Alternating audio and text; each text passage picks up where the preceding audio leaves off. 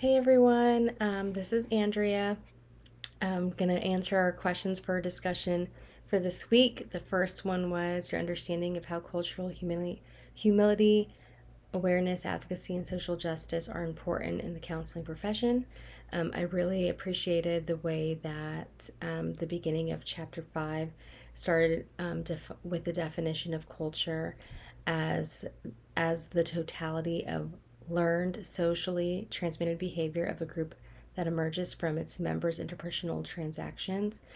That was Axel Sun, 1985, page 3. I really identified with that definition of culture. And when we think of who a person is and where they come from, and what are those key identifiers to who they are as human beings, their culture is so integrated into who they are. I think it's so important that we are aware and have be relative to that and open to that part of them as we go through counseling. When it comes to cultural humility, I understand it to be an attitude of openness, respect, and meekness towards others. In the text, Simon et al. 2019, it mentions self reflection, learning from a client, promotion of partnership building, and lifelong learners as principles to have cultural humility.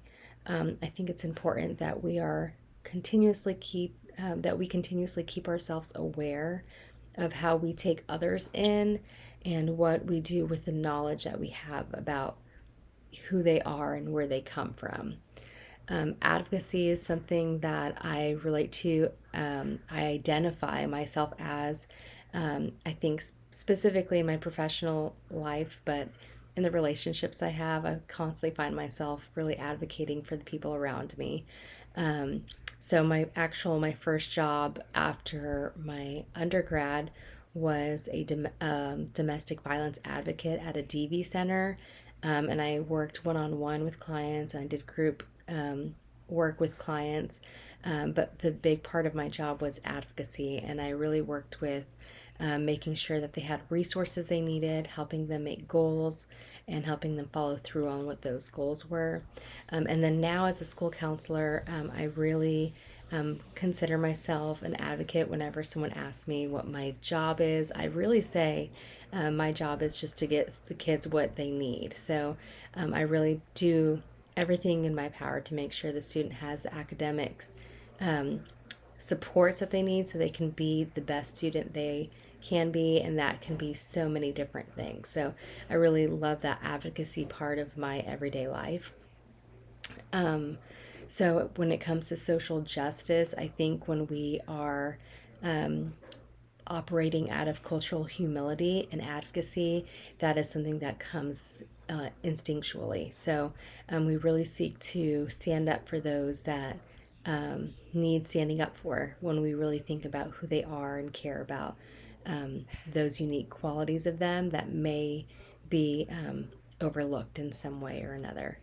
Um, the text uses the words fairness and equitable when we think of social justice and operating out of those things. So, the second thing was your understanding of ethical principles regarding cultural humility, cultural awareness, advocacy, and social justice. So I read an article that was geared towards school counselors, so I really appreciated that. And it talked about 8 social justice principles, which I believe is correlated to some of the things we read in our text.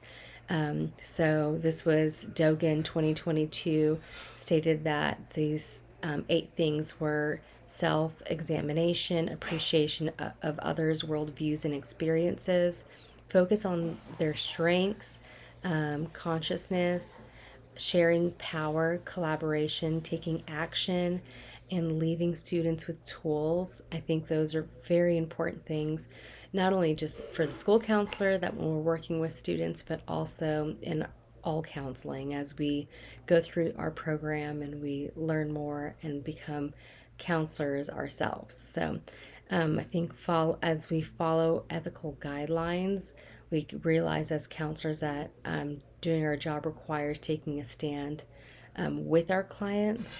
Um, and that will, I think it really would real requires some introspective work in ourselves as we continue to learn. Um, okay, so a scripture that I really, it's kind of like my go to when I think of like who I am as a Christian, as a believer, and then also my role in this world to be an advocate and a counselor is Proverbs 31. 8 and 9 speak up for those who cannot speak for themselves, for the rights of all who are in destitute. Speak up and judge fairly. Defend the rights of the poor and the needy. And I do feel this like as a calling to for my life as the kind of person that I want to be, not just as a professional, but um, throughout my whole life. So that was important for me. Action that I will take to develop or demonstrate cultural humility with clients. Um, Really, I hope that I continue to be aware of myself and the way that I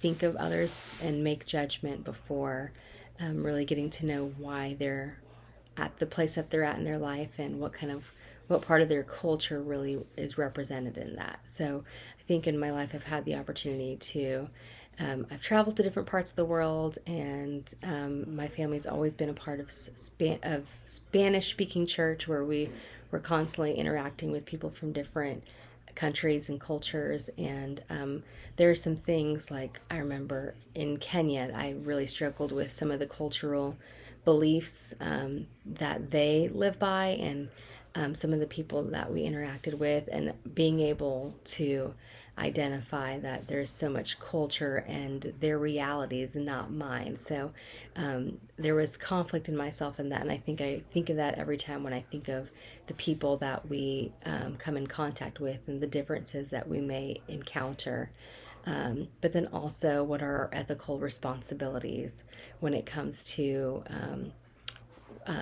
learning other people's culture and really taking a stand for them. So, an action that I will take to advocate, engage in social justice with clients.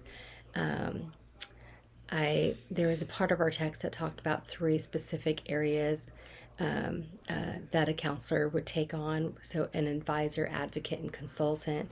And I think those are things that I hope that I engage with every day to, as an advisor, get community resources for the families that I work with and the students.